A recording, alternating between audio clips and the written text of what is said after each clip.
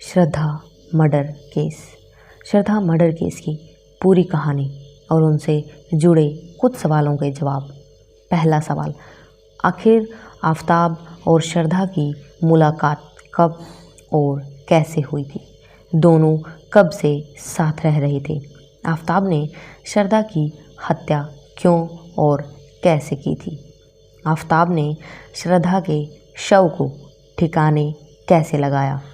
हत्या करने के 6 महीने बाद भी आफताब पुलिस की पकड़ से कैसे बचा रहा? आफताब की गिरफ्तारी कैसे हुई और अब तक की पुलिस की जांच में क्या कुछ हुआ है? और इस वीडियो में आपको उन रहस्यों के बारे में भी पता चलेगा जिसके बारे में अब तक आपने भी नहीं सुना होगा। तो वीडियो को अंत तक ज़रूर देखें। सबसे पहले इस सच्ची घटना के बारे में कुछ मुख्य किरदारों के बारे में जान लेते हैं। इस कहानी के मर्डरर का पूरा नाम है आफताब अमीन पूनावाला, जिसकी उम्र 28 वर्ष है। आफताब का परिवार वसई महाराष्ट्र में रहता था, वहीं से इसकी पढ़ाई लिखाई हुई। तो चलिए जानते हैं इस कहानी में पीड़िता का नाम श्रद्धा वालकर था। उम्र 26 साल और श्रद्धा का परिवार महाराष्ट्र के पालघर में रहता था।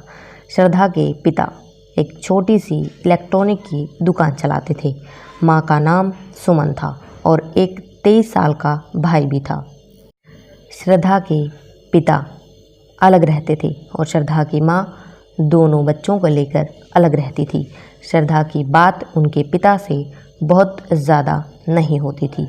अभी श्रद्धा की पढ़ाई लिखाई पूरी ही हुई थी और श्रद्धा मुंबई में मलाड में आ जाती है और जॉब ढूंढती है।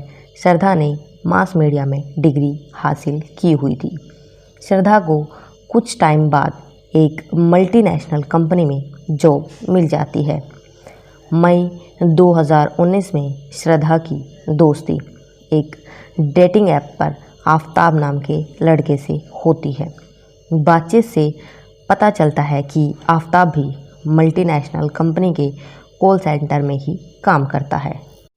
ये दोनों पहले दोस्त बनते हैं, फिर दोनों मिलने की प्लानिंग बनाते हैं। श्रद्धा आफताब से इतना इम्प्रेस हो जाती है कि दोनों लिव इन रिलेशनशिप में रहने का प्लान बनाते हैं और आखिर में कुछ टाइम बाद ही शादी के लिए श्रद्धा का मन बेताब हो जाता है और वो अपनी माँ को इस रिश्ते के बारे में बताती है, लेकिन माँ इस रिश्ते से इनकार कर देती है और उसे समझाने लगती है कि ये लड़का अपने धर्म का नहीं है।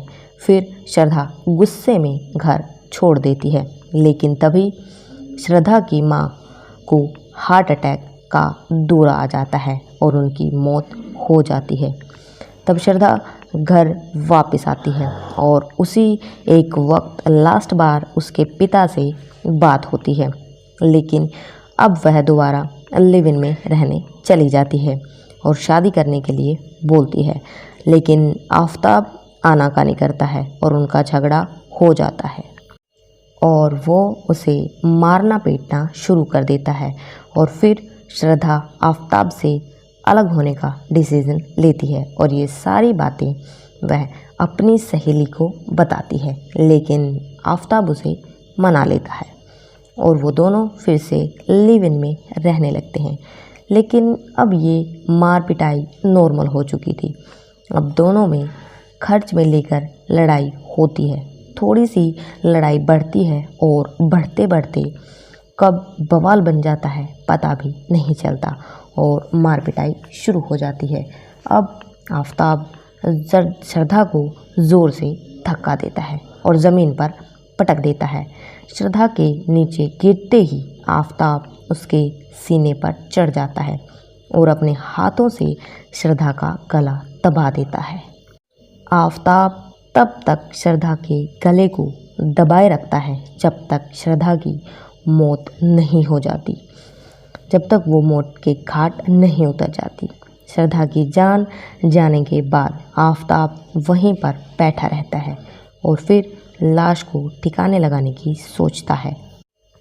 अब ये ऑनलाइन खाना ऑर्डर करता है और बियर भी मंगवाता है और वहीं श्रद्धा के साइड में बैठकर खाना भी खाता है और बियर भी पीता है और वहीं बगल में सो जाता है।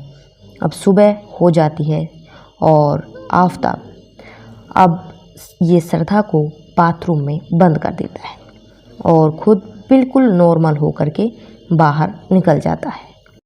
और अब ये आफताब 300 लीटर का एक बड़ा फ्रिज ऑर्डर करता है।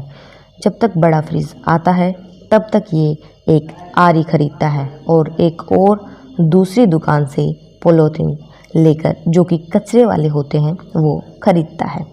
वो फिर एक और जगह से रूम फ्रेशनर और अगरबत्तियाँ खरीदता है और अब फ्रिज रखने आए व्यक्ति को आफताब घर से बाहर ही रोक देता है और खुद फ्रिज अंदर लेकर आ जाता है।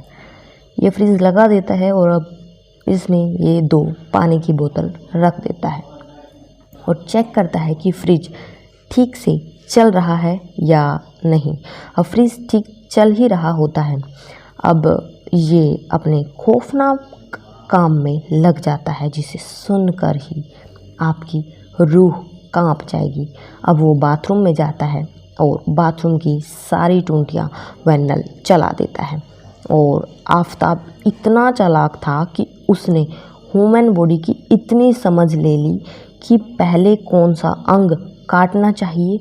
इसीलिए सबसे पहले वो श्रद्धा के पेट को फाड़कर उसकी आंतों को निकालता है और उसे फ्रिज में डाल देता है पॉलीथीन बैग में पैक करके।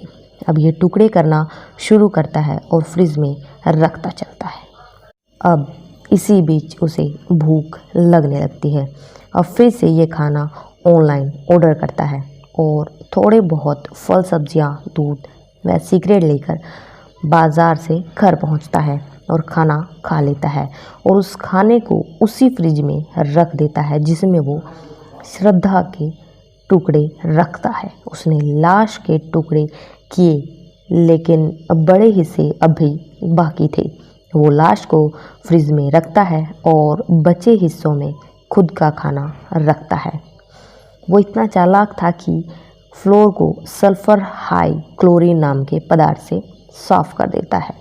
कोई भी दाग धब्बा नहीं छोड़ता। अब ये सब हो जाने के बाद भी वो रूम फ्रेशनर रखता है, अगरबत्तियाँ जलाए रखता है और ऐसे ही कुछ सुगंधित पदार्थ भी रख देता है और अब शाम होने का इंतज़ार करता है। अब ये 2 थैलियाँ निकालता है और बैग में पैक करता है और छतरपुर के जंगल में निकल जाता है और वो जंगल में पहुंचकर पूरी ज़ोर से उसके टुकड़ों को फेंक देता है। अब आफताब अगले 18 दिन में बड़े आराम से बॉडी को ठिकाने लगा देता है और ये सनकी इंसान श्रद्धा के चेहरे को मरने के बाद भी बैठकर देखता था और मेकअप भी करता था। ये बात जब पुलिस वालों को पता चलती है तो वो भी एक बार के लिए सुन्न हो जाते हैं और जिस दिन वो चेहरे को फेंकता है उस दिन उसे जला देता है ताकि किसी को भी पता ना चल सके कि किसकी बॉडी या फेस है। अब वो श्रद्धा की इंस्टा आईडी भी हैंडल करता है ताकि लोगों को कोई शक ना हो जाए। 3 महीने तक वो ऐसे ही करता है और पुलिस को चकमा देता है और अगले 5 महीनों तक बचा रहता है। लेकिन उसकी यही चालाकी उसको फंसा भी देती है क्योंकि उसकी फ़ोन की जो लोकेशन है आफताब के फ़ोन के पास ही आ रही थी और अब ये फ़ोन को भी फेंक देता है। खुद के फ़ोन को भी बेच देता है। श्रद्धा के कपड़े भी कचरे वाली गाड़ी में डाल देता है, जो कपड़े उसने हत्या के वक्त डाले हुए थे। और अब वो एक और लड़की को उसी डेटिंग ऐप से फंसा लेता है और फिर उसे भी कई बार उसी फ्लैट में बुलाया था और जब वो फ्रेंड यहाँ आती तो तब वो इन टुकड़ों को फ्रिज से उठाकर वहाँ रखी अलमारी में रख देता है ताकि अगर कोई फ्रिज खोले भी तो पता ना चल सके। और अब श्रद्धा की इतनी बुरी हालत करने के बाद भी सब सबूत मिटा करके उसे उसी डेटिंग ऐप से करीब 20 से ज़्यादा लड़कियां उस फ्लैट पर बुलाता है और आगे के संबंध स्थापित करता है। अब उन लड़कियों की भी लिस्ट निकाल कर कुछ जांच की जाएगी। अब तक पुलिस को कोई सबूत नहीं मिला था और कोई भी पुख्ता सबूत नहीं मिल रहा था और वो आरी भी उसने किसी नाले में फेंक दी थी। अब बस डिजिटल सबूत ही हाथ लगे थे, इसीलिए बस आफताब व श्रद्धा का ये केस चल रहा है और हम तो बस ये उम्मीद कर सकते हैं कि आफताब को ऐसी सज़ा मिलनी चाहिए कि ऐसी सोच रखने वाले को